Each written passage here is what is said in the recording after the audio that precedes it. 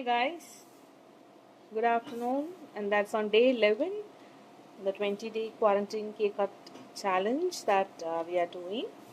So, day 11 is the brick wall texture, and that's the sample that I had made, and that's again a cake board, and that's covered with fondant, and the texture is made on top. So, this technique can be used for making your cake boards like this, or the same technique can be used for making textures on your cakes, on the side of the cake or on the top, but depending on what design you're going to make. This is almost closer to the wooden panel texture that we did in one of the lives earlier, but just that each of the brick, if you see, take a closer look at it, each of the brick there has a different texture, but otherwise the each rectangular section is almost the same, but the idea is you need to make sure the size of the brick, it needs to be proportional, and it should look like the brick's shape, which is the rectangle. I'll just make a model here, but what I'm not going to do, I'm not going to make one complete circle, because it was really time consuming, and going over and over again on a lot of these lines is going to be like really very long. Good afternoon, Rupali. She says good afternoon from the Facebook. Okay, so what I have with me is the fondant. The fondant that I am using here is Sugarins fondant, and I've used PMP's Intense Color Concentrate red, no, velvet red on this. But I had added quite a bit, and you can see the difference between this color and the color on this brick. So I didn't make it like really pitch red on this, because I know I'm going to be shading it in shades of browns and some black, and there's a little bit of white also, if you can see. But when you look at a real brick, it's just not completely red, and not also just browns for the highlights. There is also a little bit of white, if you notice in a real bricks wall. You can notice that there is a little bit of lighter versions, which is found in few places, which also I have done. So I wanted to keep this fondant's color as light, not really light, but you can see this is not like pitch red. And the next thing that I did, now anyway, this texture I'm just going to this ones that you can see, these textures I had made on top, but also I made the color and I let the fondant out on my counter drying for some time. Okay, so I just want to roll on top of this, but I just needed it a little bit. But what you can do, you can make a flat round ball like this, and then you can just let it dry for some time, and so the outer surface dries out for you. Okay, and then you can just start rolling. And this doesn't have to be like really thick, so we are just trying to get some uneven texture right from rolling. But if you are we don't have time, if you are in a hurry, if you don't have time, it doesn't matter, you can use fresh fondant as well if you don't have the time to rest. When resting just gives you an additional older look.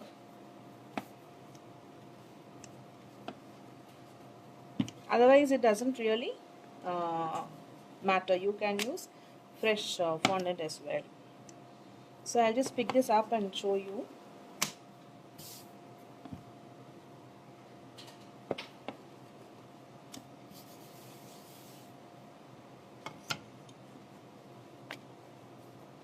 Okay, so you see, so these are the ones that comes out of the dryness. Now, ideally you don't want them when you are draping the cake. So you see, so these are the ones. Then if they come out naturally, no, it's well and good. Otherwise also, so I am just going to leave the outside like that. I'm not going to put it on a board. I'm just going to use a smaller area in the center and work on that only. So for this texture that is there, right? So these ones that you see in each of the brick, so that I had made using aluminium foil. So I'm just tearing up a fresh foil. You want to start with. Okay, let me just tear it up into half. Okay, and then I'm just going to crush it. Okay, not too much, but first let me start with crushing it a little bit. Okay, and then I'm just going to open it.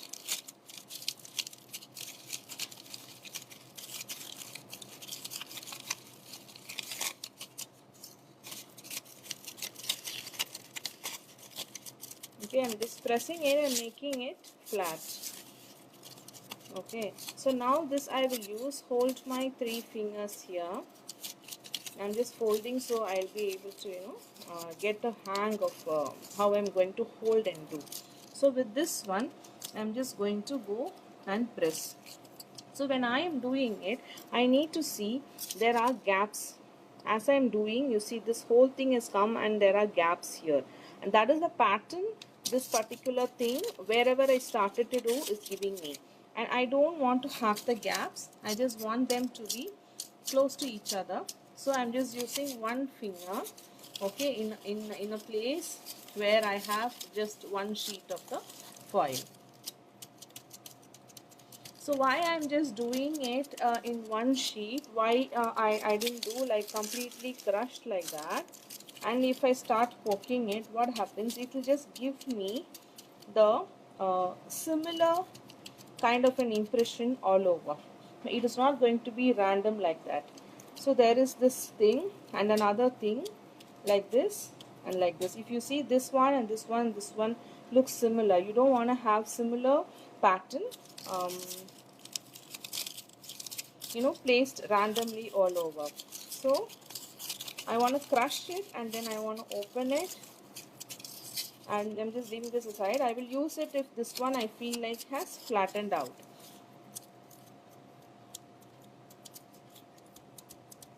So depending on how soft and how dried out your fondant is, this impression will need different amount of pressure that you need to put. If you think it is like quite soft already, little bit of pressure is enough. But because this fondant I had let to dry for some time already, I need to be adding more pressure, and by the time I'm doing here, you can see this pattern here is kind of kind of disappearing. So I'll go back, and now if I've just kind of made this whole place flat and the texture is already gone, then I will replace this with another one. You see, so this one is kind of, the texture is already gone, and this one you can see that the crinkle thing remains. So I'll just start using the newer sheet in which the crinkle thing is still retained.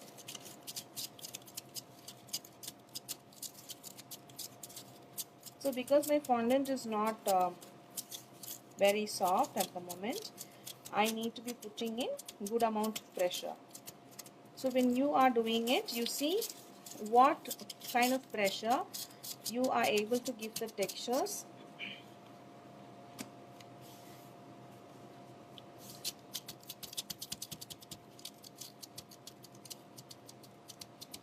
So these will kind of disappear a bit more after you're going to draw the lines and all that.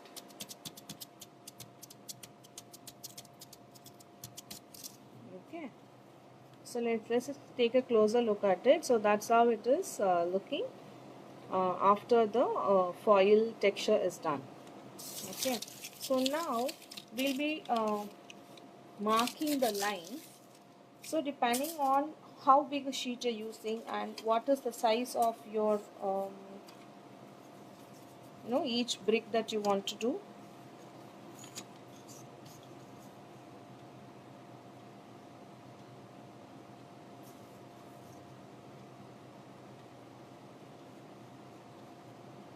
Let me just cut out.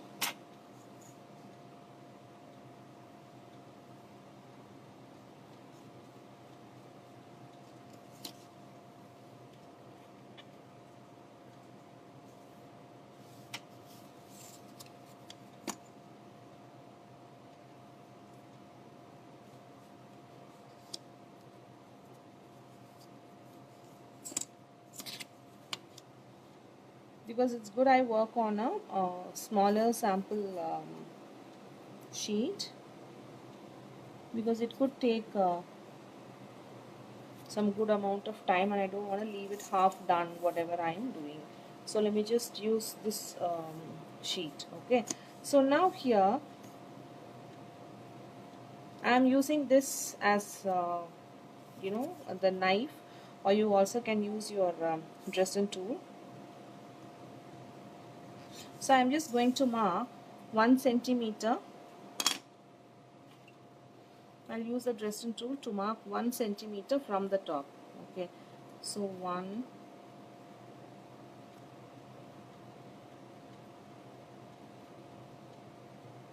okay. So now if I use only one of the marking, and if I start using my scale, when without my knowledge my scale can tilt. So this you might do it straight. When you come to this, your scale could tilt a bit. So every time you are going to do straight lines and you are going to divide the space in equal intervals, and if they are straight lines you need to have 2 dots marked. So when you join the 2 dots, you're very sure that your lines will be straight and parallel, otherwise they may not be parallel. So when I come here, so, I just tend to hold it like that, but to my eyes this looks like straight, but obviously you need to mark the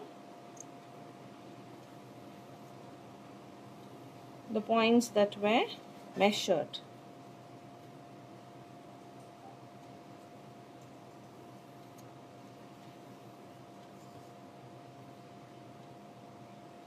So when I am doing these, the ends are not very prominent, right? But they have to be.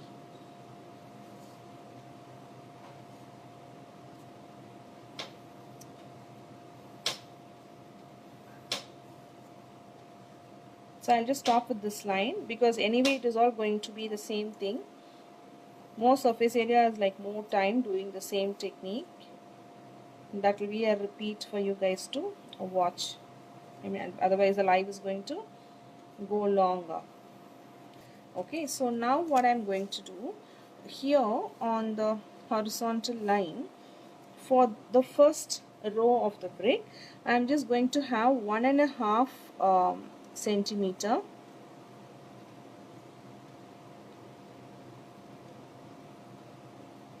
I'm just going to mark 1.5 centimeter throughout. Okay, and for this line I'll be joining one from the top and one from the bottom, right? So again I need 2 such markings, so that will be a 1.5. okay, so I'll be making my lines like this. On this one I'll skip this second, third and fourth. So on this I'll just make a marking on that cell itself. So here also I am doing 1.5 centimeters.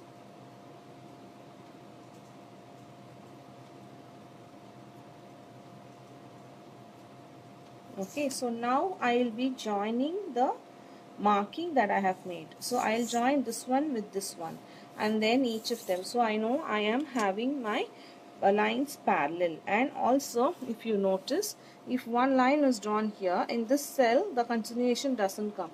So you skip this one complete horizontal row, and parallel lines come skipping one horizontal row completely.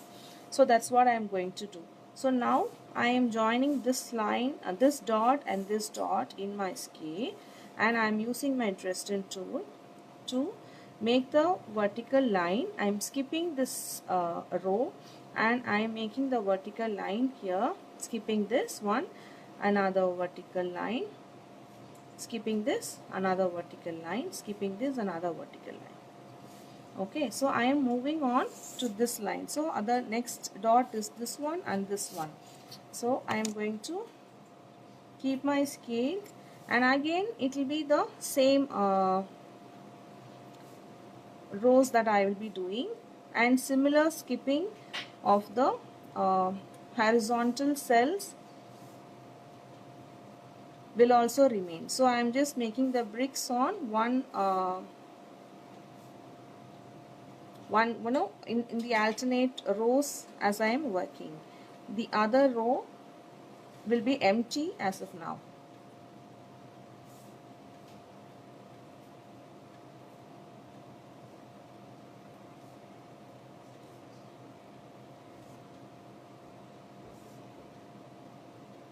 I don't know if you can see the marking that I made, which the dots that I am joining, but as I'm working I am just following. So this is the dot and this is the dot, and that's what I am joining using my scale, and that way I know my lines that I draw will be parallel to each other. And you can see I am just skipping the horizontal rows. So that thing is done. So the ones that we skipped, we need to be filling them back up. So for which I am just going to roughly hold the scale in between these two lines that is marked, and then I will make the brick lines in the skipped rows in between. Okay, so now here in between these two I'm going to hold and make my line in the skipped rows.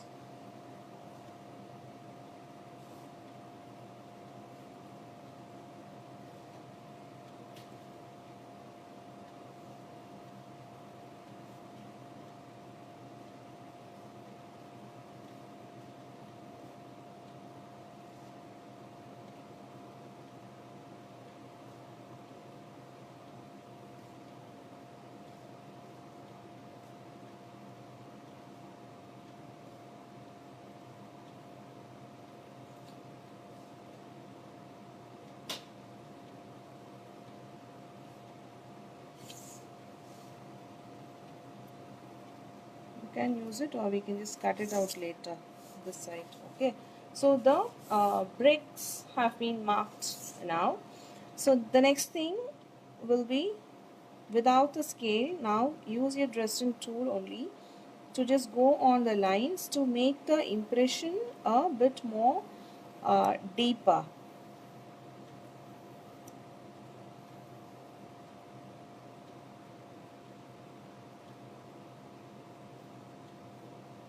Just going over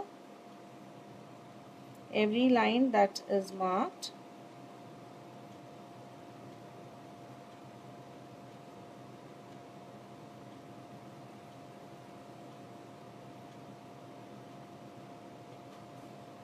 So if you see here, it's not connected, right, like we did for the wooden panel texture. I will turn this whole thing upside down, and then I will connect those this side as well, the one that is not connected as of now.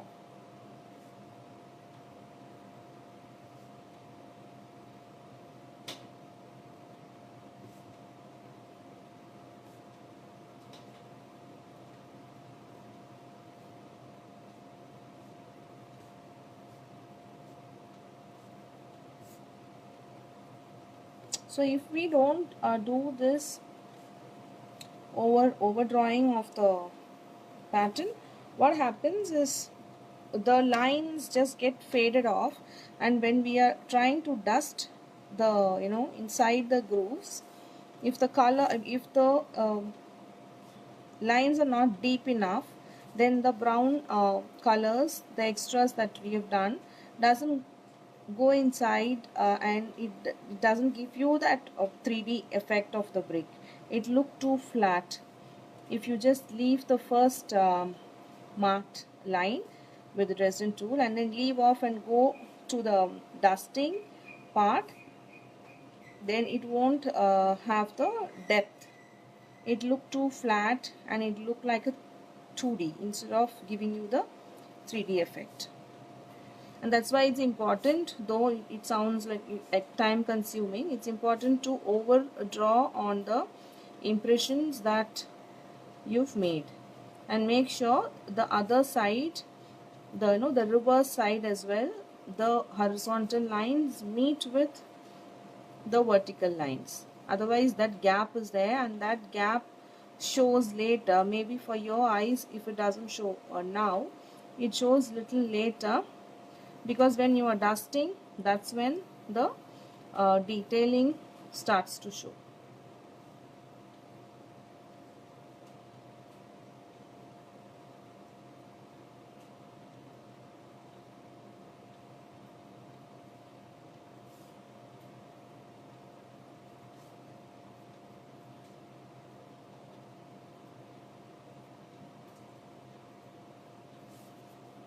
Okay, so now the shape of the bricks is done, and now we'll be dusting it. And if it is gum paste, and if you feel your gum paste is kind of wet and not like really dried at the moment, you can wait for some time, like maybe half an hour to 1 hour is enough, because if this thing is totally dried up, then the color doesn't stick well.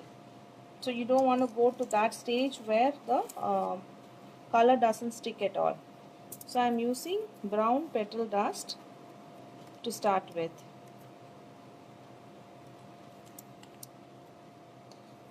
Humaira is asking me something, and Humaira, I don't understand Hindi. You might have to ask your the doubts in English. Okay, so now that is a very small brush. Okay, I mean, it is because I just chose it to be like really thin brush, so it can go inside these grooves.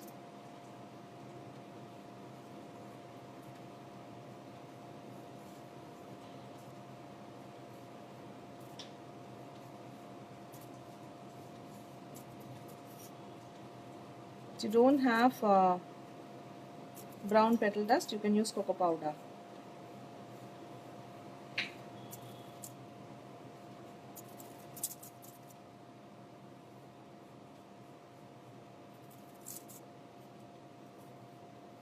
And this part is what I felt was time consuming, then I did that, and that's why I didn't want to have a bigger panel.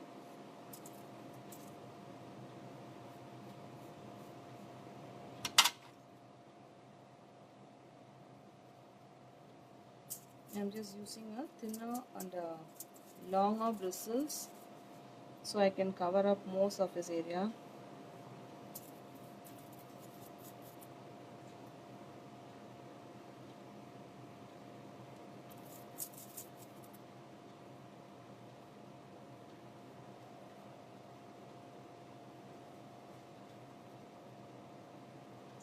I'm just looking for another brush which is soft and thin but long also.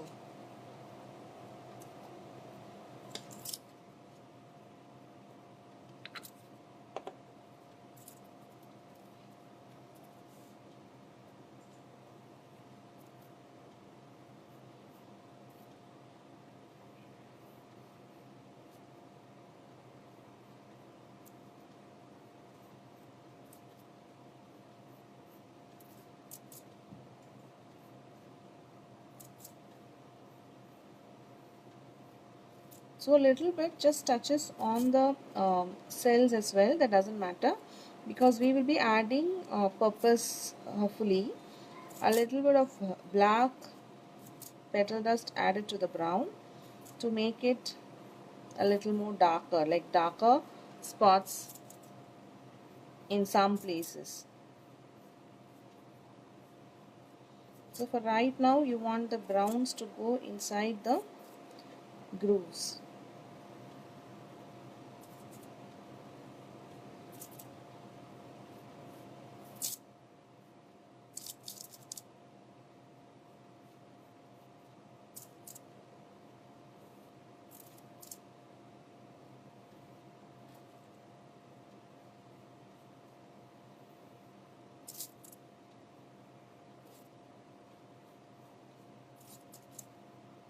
Okay, so now I'm just going to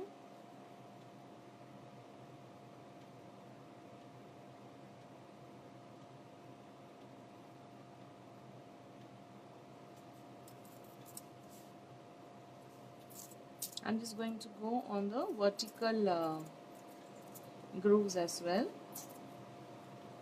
The extras will be dusted, so when you start doing this step, it look like there is a lot of color, but just focus on the grooves. Like, don't use your brush to touch in between the cells, thinking that you can dust it off later. But when you go specifically touch anywhere in between the cell, the color will remain there. So the extras can be blowed off after you've done.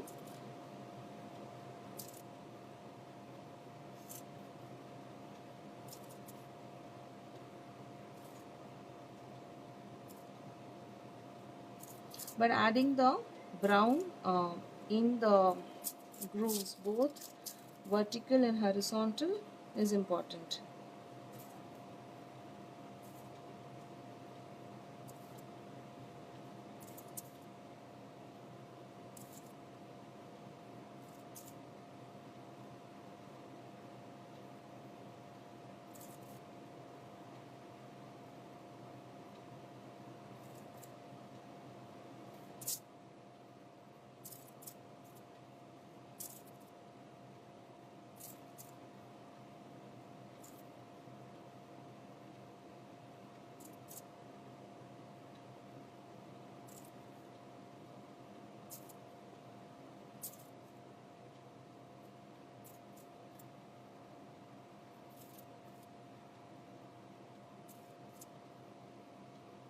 So I'm quickly finishing the vertical grooves as well.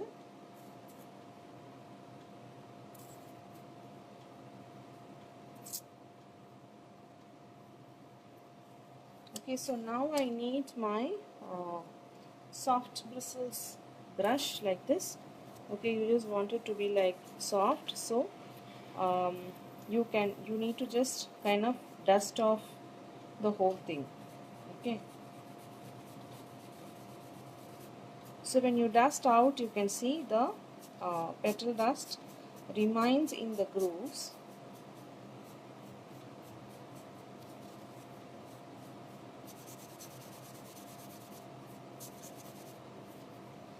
Okay, and the cells on the top, they've gotten a little darker brown by itself, which is fine if it looks natural. If it is too much,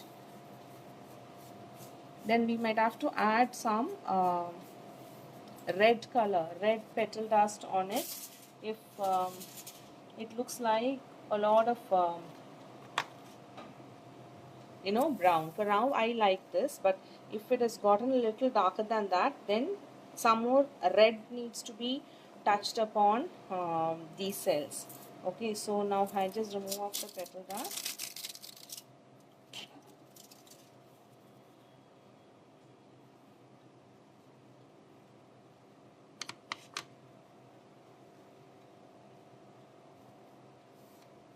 I'm just going to wipe this off.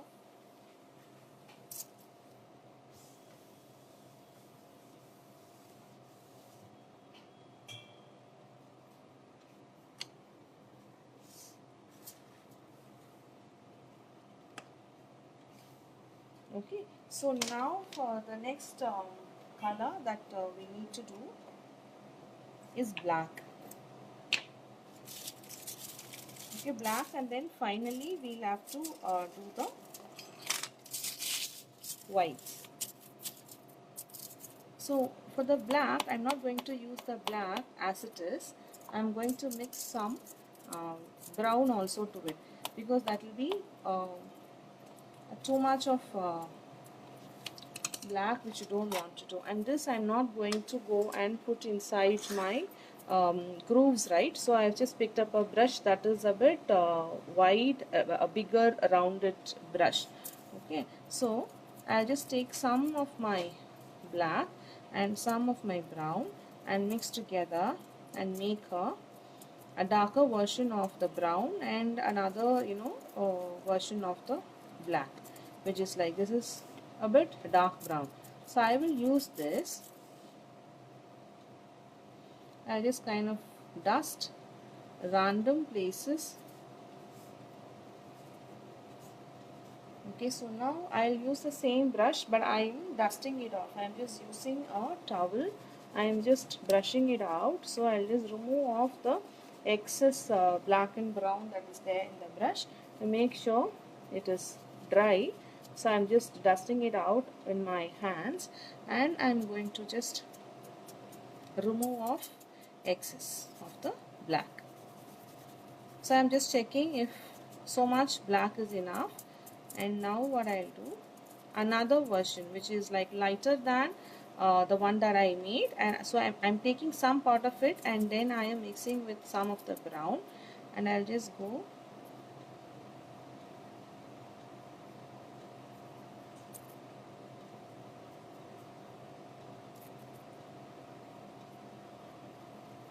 so you can leave some cells light, you know, you can have, you know, like really dark spots like 3 or 4, and then some medium colors like this, and then some really light colors like that, because when they burn the bricks, not all the bricks like get like really black and dark.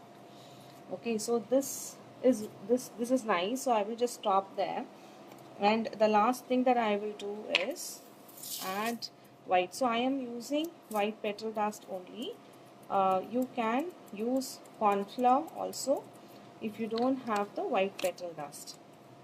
Okay, what is the number of this brush that I have with me? I don't get to see the number.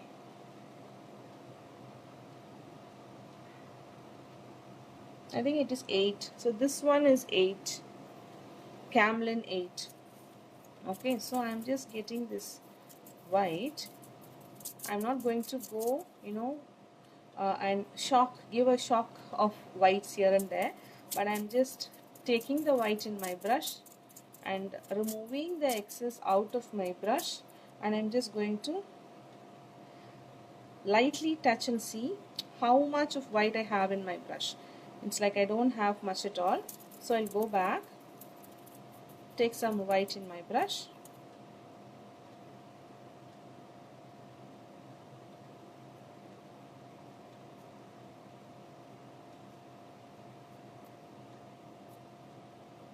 so adding this white is also essential.